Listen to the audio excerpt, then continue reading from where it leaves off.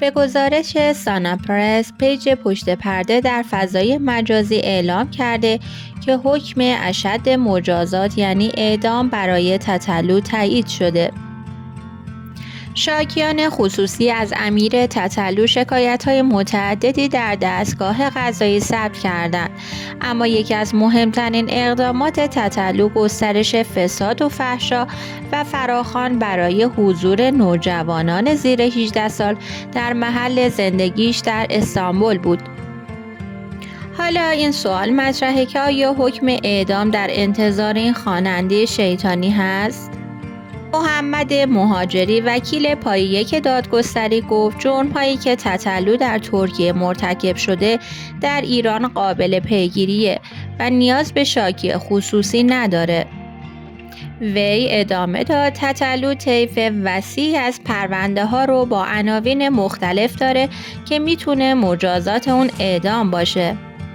مهاجری عنوان کرد از نوع ظاهر، رفتارها و موسیقی‌های امیر تتلو میتونیم بگیم که اون نیاز داره به لحاظ روانشناسی بررسی بشه، اما دلیلی بر تبرئه اون نمیشه. وجود هر مشکل روانی به معنای مجنون بودن فرد نیست.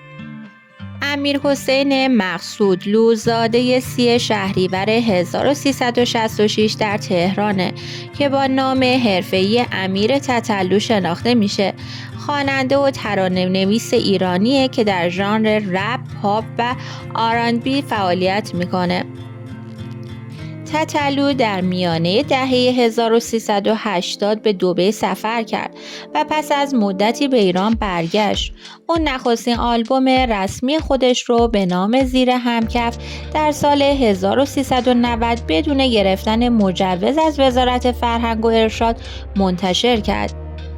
تتلو در سال 97 به استانبول رفت و نخستین کنسرت خودش رو همون سال در تفلیس و گرجستان برگزار کرد. اولین بازداشت تتلو در سال 92 توسط پلیس امنیت اخلاقی بود و پس از اون در سال 95 به اتهام تشویش اذهان عمومی و اشاعه فساد و فحشا به مدت بیش از 2 ماه در بازداشت موقت به سر برد. اون در بهمن 98 در ترکیه به دلیل اونچه نقض مقررات ویزا عنوان شد برای 1 هفته بازداشت بود.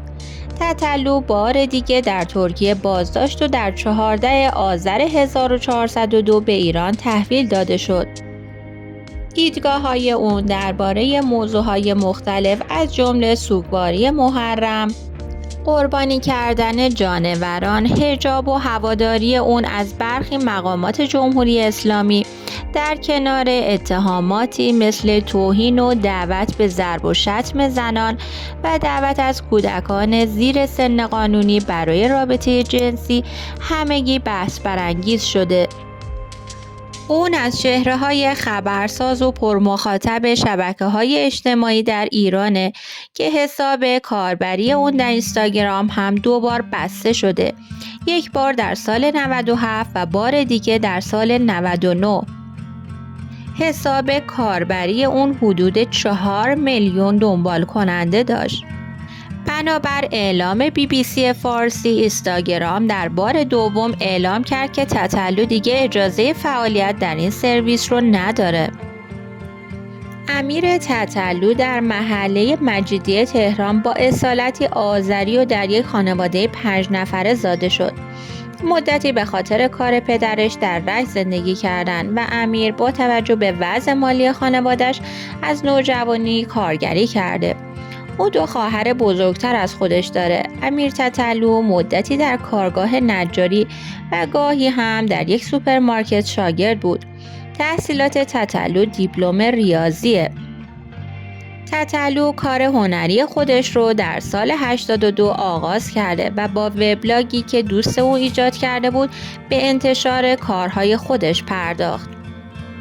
احسان شاه قاسمی از استادان دانشگاه تهران با انتقاد از افرادی که در شبکه‌ها تتلو رو دنبال میکنن میگه تتلو آزرده‌ایه که دیگران رو آزار میده و مخاطبان تتلو عموما دهه 80 ها هستن. سروش لشکری خواننده رپ مشهور به هیچ کس در اینستاگرام خود مخاطبانش رو به دنبال نکردن مطالب تتلو ترغیب کرد و نوشت واقعا پشیمونم که به روی کار اومدن همچین آدمی کمک کردم.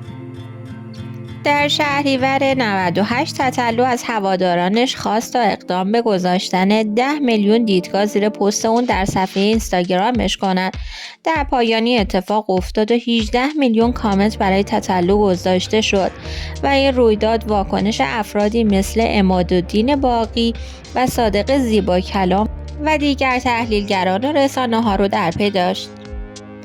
پس از نخستین بازداشت امیر تتلو در سال 92 اون در مقاطع مختلف در فضای مجازی به طرفدارانش اعلام کرد که از برخی کارهاش پشیمونه و اقرار میکنه که بعضی رویه هایی که پیش گرفته بوده اشتباه بوده، تا زمانی که در نامه‌ای که منتسب به اوست نوشت علیرغم میل باطنیم قدیم یک کارنامه بدی از نظر خیلی ها داشتم که باید پاسخگو باشم و پاسخگو هم میشم. در هر صورت هنوز هم امیر تتلو بین جوانان طرفداران زیادی داره که شاید یکی از دلایل صدای زیبا و دلنشین و برخی ترانه‌های موندگار اون باشه. از اینکه با خبرجور همراه بودید از شما سپاسگزارم.